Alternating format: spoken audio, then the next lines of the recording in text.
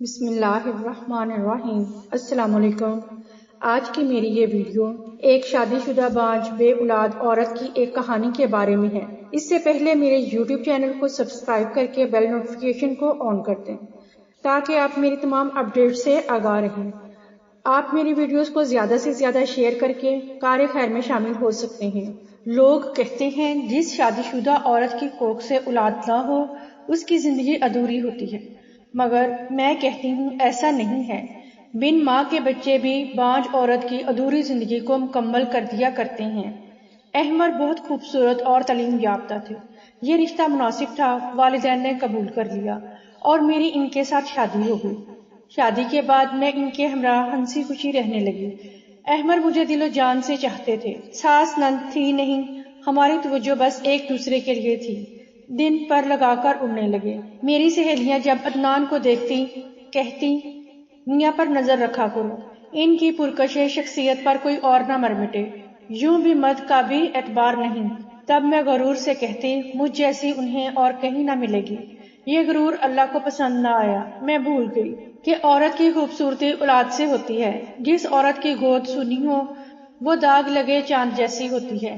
شادی کو 10 برس بیت گئے، اولاد کی نعمت سے گود خالی رہی۔ شروع میں ہم دونوں کو امید تھی کہ اللہ تعالیٰ ہمیں اس نعمت سے ضرور نوازے گا، مگر وقت گزرنے کے ساتھ ساتھ مایوس ہوتے گئے۔ میں اداس اور وہ چپ چپ رہنے لگے۔ شادی کے 10 برس بعد ایک روز کہنے لگے چھوٹے شہر میں دل نہیں لگتا، بڑے شہر کی رونقیں بڑی ہوتی ہیں، یہاں رشتے دار بھی بے اولاد ہونے کا طعنہ دیتے ہیں، زندگی میں بوریت سماتی جا رہی ہے، جی چاہتا ہے یہاں سے نقل مکانی کر لیں اور کسی بڑے شہر میں جائیں۔ ایک دن دفتر سے لوٹے تو کہا میں اپنا کاروبار کراچی شفٹ کر رہا ہوں، ایک دوست کے توسط سے وہاں آفس مل گیا ہے، چلو اس روشنیوں کے شہر میں چل کر نئی زندگی شروع کرتے ہیں۔ میرا جینا چاہتا تھا کہ اپنے شہر اور میکے والوں سے دور ہو جاؤں، مگر شوہر کی خواہش کے آگے بے بس ہو گئی۔ انہوں نے سمجھایا کہ ماحول بدلے گا تو ہماری زندگی میں نئے رنگ بھر جائیں گے۔ شروع میں ہم ایک پرسکون علاقے میں سکونت پذیر ہوئے۔ ایک چھوٹا سا بنگلہ، کام کرنے والی ملازمہ اور ملازم لڑکا بھی بآسانی مل گئے، کیونکہ قریب ہی کچی آبادی میں غریب کنبے آباد تھے۔ ملازمہ ایک 24-25 سالہ خوش شکل عورت تھی جو بہت دلچسپ باتیں کرتی تھی۔ صبح سویرے آ جاتی اور شام تک میرے پاس ہوتی۔ وہ کام بھی اچھا کرتی اور باتیں بھی چٹپٹی کرتی۔ اس ملازمہ کا نام نورین تھا، جسے میں نوری کہتی تھی۔ ایک روز نوری آئی تو کہا بی بی ایک بات کہنی ہے، مگر ڈرتی ہوں اور بتائے بغیر رہ بھی نہیں سکتی۔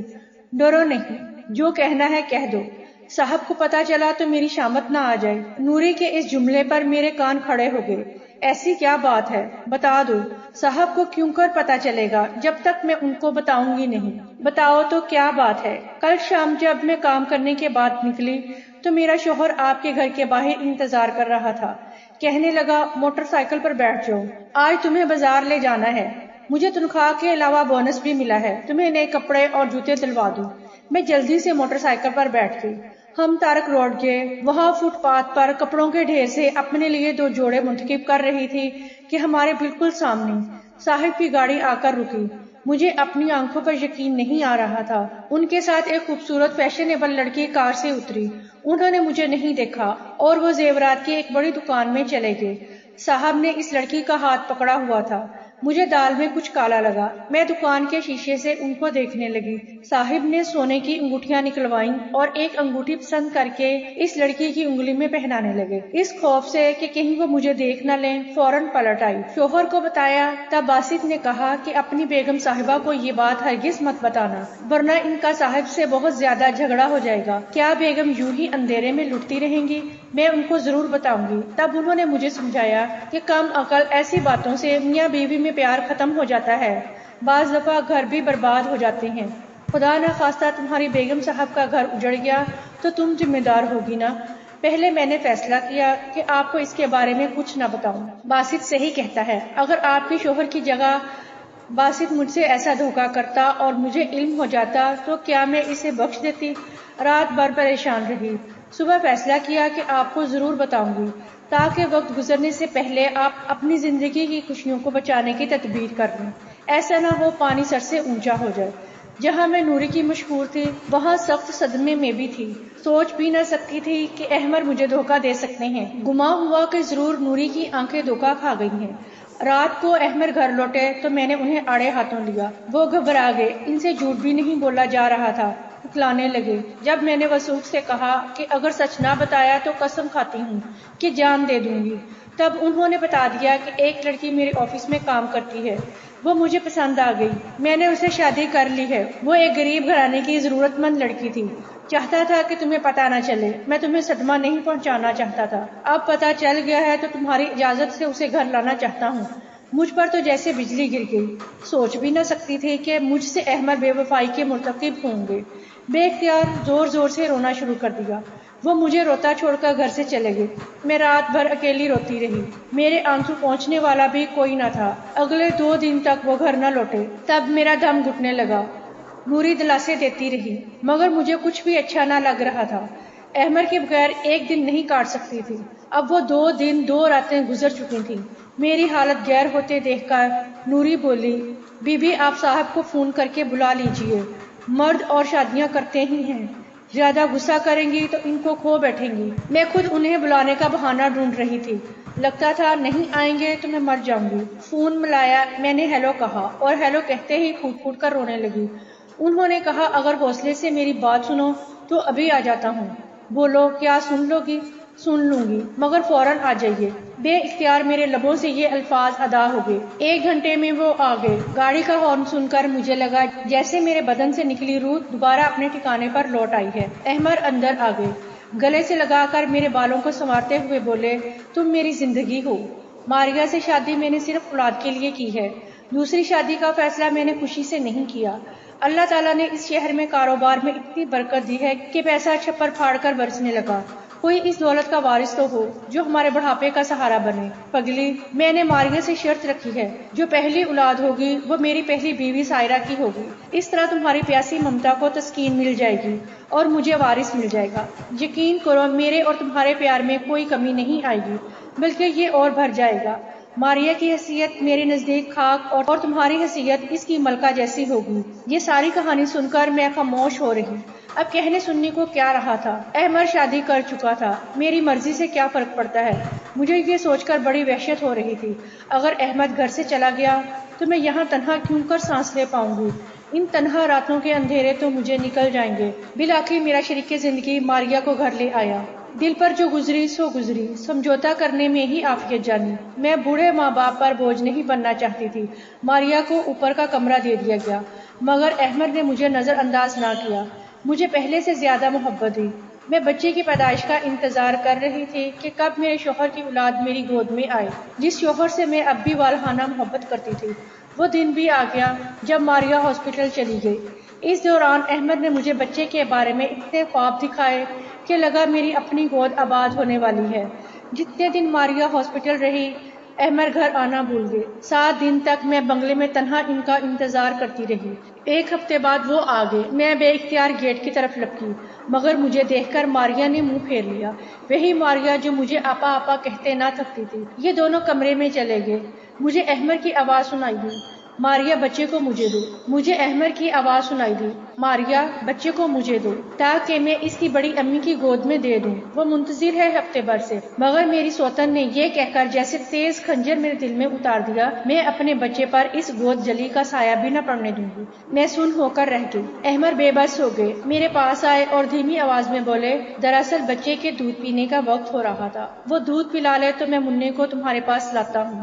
مننے کی پیدائش سے پہلے تک احمد نے مساوات قائم رکھی تھی، مگر جب سے بیٹا ہوا وہ میرے پاس بے دلی سے آدھی رات کے بعد کمرے میں آتے، کہتے منا سو نہیں رہا تھا، میں اسے بہلا رہا تھا۔ کچھ دنوں بعد ماریا ماں کے گھر چلی گئی۔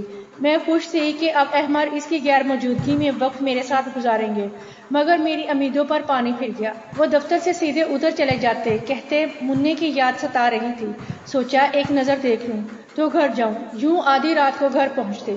ماریا واپس آ گئی۔ اب یہ اکثر شام کو باہر جاتے۔ مجھے احمد کہتے آج مننے کو ڈاکٹر کو دکھانا ہے، آج اس کے کپڑے خریدنے ہیں، آج اسے اس کی نانی سے ملانے لے جانا ہے۔ میں انتظار کرتی رہ جاتی اور یہ ماریا کے ماں کے گھر سے رات کا کھانا کھا کر ہی لوٹتے۔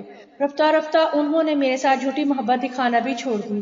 اگر کبھی مجھے باہر لے جاتے تو بار بار گھڑی دیکھتے، کہتے جو خریداری کرنی ہے ماریا اور منا اکیلے ہیں، کہیں ان کو ہماری ضرورت نہ پڑ جائے، بچہ چھوٹا ہے، اکیلے ماریا خیال نہیں رکھ سکتی۔ منا پاؤں پاؤں چلنے لگا، میں اسے دیکھتی تو جی کرتا اٹھا لوں، اس کے ننھے منھے وجود سے اپنی گود بھر لوں۔ کبھی بھولے سے اٹھا لیتی تو سوتم اس کو ذرا دیر بعد میرے بازوؤں سے اچک لیتی۔ مسلسل تنہائی نے مجھے ذہنی مریض بنا دیا۔ پہلے تو کسی نے میری ذہنی حالت پر توجہ نہ دی، جیسے کہ اس مکمل فیملی میں ایک فالتو شے تھی، مگر جب مجھ پر دورے پڑنے لگے تو مجھے میکے بھجوا دیا۔ والدین میرا حال دیکھ کر رو پڑے، مجھے ذہنی امراض کے ماہر ڈاکٹر کے پاس لے گئے۔ اس نے میرا حال سنا، اب وہ اکثر گھر آتا اور مجھ سے دیر تک باتیں کرتا، یوں دل ہلکا ہو جاتا۔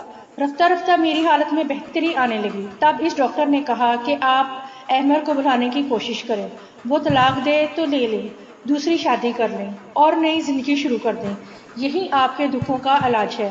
میں نے کہا احمر سے طلاق نہیں لوں گی، وہ خود دے دیں تو بھی مجھ بانجھ سے کون شادی کرے گا؟ احمر سے جو درد ملا ہے اب دوسری شادی کا تصور بھی نہیں کر سکتی۔ کچھ دنوں کے بعد ایک لفافہ پوسٹ مین نے لا کر دیا، احمر کی طرف سے طلاق نامہ تھا اور وجہ مجھے ذہنی مریض بتایا گیا تھا۔ والد صاحب نے یہ کاغذات ڈاکٹر صاحب کو جا کر دکھائے، مشورہ لیا کہ مجھے کس طرح آگاہ کیا جائے۔ ڈاکٹر صاحب نے دھیرے دھیرے حقیقت تسلیم کرنے پر آمادہ کیا، سمجھایا کہ ایک شخص پر زندگی ختم نہیں ہو جاتی، ان کی نظر میں ایک اچھا شخص ہے جو ان کا دوست ہے، اس کی بیوی کا کچھ عرصے قبل انتقال ہوا تھا، 3 چھوٹے چھوٹے بچے ممتا سے محروم ہیں، ان کو ماں کی اشد ضرورت ہے اور بچوں کے باپ کو ایسی خاتون کی تلاش ہے جو ان کے بچوں کو ماں کا پیار دے سکے۔ باپ کی طرف سے ان بچوں کو پیسے کی کمی نہیں، مگر ماں کا پیار دولت کے بدلے خریدا نہیں جا سکتا، یہ وہی ان کو دے سکے گی جس کے اندر خود اولاد اور ممتا کی پیاس ہو۔ ایک دن انہوں نے مجھے ان بچوں سے بھی ملوایا، وہ بہت پیارے پیارے اور معصوم تھے مگر افسردہ سے لگے۔ میں نے پیار کیا تو میرے پاس دوڑے چلے آئے، میں نے انہیں بے اختیار اپنے باہوں میں بھر لیا، پھر یہ بچے اکثر میرے پاس لائے جانے لگے، ان سے پیار محسوس ہونے لگا، مگر دل دوسری شادی پر آمادہ نہ ہوتا تھا۔ سوچ بھی نہ سکتی تھی کہ احمر کے بدلے کوئی دوسرا شخص اس کی جگہ لے۔ والدین بار بار سمجھاتے کہ وقت کے ساتھ ساتھ سارے زخم بھر جاتے ہیں، ماضی کے ساتھ چمٹے رہنا کم عقلوں کا شیوا ہے۔ ماں کہتی مرد کو عورت سے محبت نہیں ہوتی، اسے گھر بار سنبھالنے والے کی ضرورت ہوتی ہے، جبکہ عورت مرد سے محبت کرتی ہے تو اس کے لیے لٹ جاتی ہے۔ مجھے اماں کی یہ باتیں گراں گزرتی، مگر رات دن سوچتی تھی کہ آخر احمد نے مجھے طلاق کیوں دی، شادی تو اس نے کر ہی لی تھی، مجھے اپنے نام سے تو محروم نہ کرتا۔ دماغ کہتا تھا کہ اب اسے بھول جا، مگر میرے لیے یہ بہت مشکل تھا، اسے کیسے بھول سکتی تھی جس کے لیے میں نے پہلا سنگار کیا تھا، اس نے پہلی بار میرا گھونگھٹ اٹھایا تھا، والدین دیکھ کر کڑتے تھے اور میں اسی کے خیالوں میں گم رہتی تھی جو میری روح میں سمایا ہوا تھا۔ بالآخر انہی بچوں نے مجھے ان سوچوں سے نکالا، انہیں ڈاکٹر صاحب ہمارے گھر مجھ سے ملانے لاتے تھے، میں ان کے بارے میں سوچنے لگی تھی، وہ نہ آتے تو میں اداس ہو جاتی۔ ڈاکٹر نے اپنے پیشے کا حق ادا کر دیا اور میں پھر سے نئی زندگی کی طرف لوٹ آئی، ایسی زندگی جو بے مقصد نہ تھی، جس کا کوئی مقصد تھا۔ عورت بانجھ ہو تو مرد کو اختیار ہے وہ دوسری شادی کر لے یا اسے طلاق کے کاغذات تھما دے، اس کی زندگی برباد کر دے، لیکن مرد اگر بانجھ ہو تو عورت کیا کرے؟ اس سوال کا جواب کسی کے پاس نہیں تھا۔ والد صاحب نے بالآخر ایک فیصلہ کر لیا، انہوں نے اعظم کو میرے لیے پسند کر لیا اور مجھے آنسوؤں سے رام کیا کہ میں سر جھکانے پر مجبور ہو گئی۔ وہ گھڑی بھی آ گئی جب میں احمر کی یادوں سے دل کا دامن بھرے اعظم کی منقوہ بن گئی، اس کے 3 بچوں کی ماں کا روح دھار لیا۔ ان بچوں کی معصوم باتوں نے رفتہ رفتہ میری سوچوں میں شہد گھولنا شروع کر دیا۔ اعظم بہت اچھے انسان تھے، جب میں نے ان کے بن ماں کے بچوں کو سینے سے لگا لیا تو وہ میرے قدموں میں بیٹھ گئے، اتنے شکر گزار ہوئے کہ میں رو دی۔ میری پیاسی ممتا کو معصوم محبتوں نے سیراب کر دیا تھا، وہ مجھے ماں سمجھ بیٹھے تھے اور مجھے بھی زندگی کے کسی موڑ پر یہ محسوس نہیں ہوا کہ میرے بچے نہیں ہیں۔ آج میں جہاں جاتی ہوں میرے یہ بچے میرے ساتھ جاتے ہیں، میں ان کے بغیر نہیں رہ سکتی اور نہ یہ میرے بغیر رہ سکتے ہیں، میں ان کے بغیر ادھوری ہوں اور یہ میرے بغیر نامکمل۔ وہ خوشی جس کے لیے میں ترس رہی تھی، اعظم کے بچوں نے وہ خوشی میرے دامن میں بھر دی ہے۔ اب میں بانجھ رہی ہوں اور نہ اعظم کے بچے بن ماں کے کہلاتے ہیں، کیونکہ ہر عورت کے اندر ایک ماں پوشیدہ ہوتی ہے جس کو بس دریافت کرنے کی ضرورت ہوتی ہے۔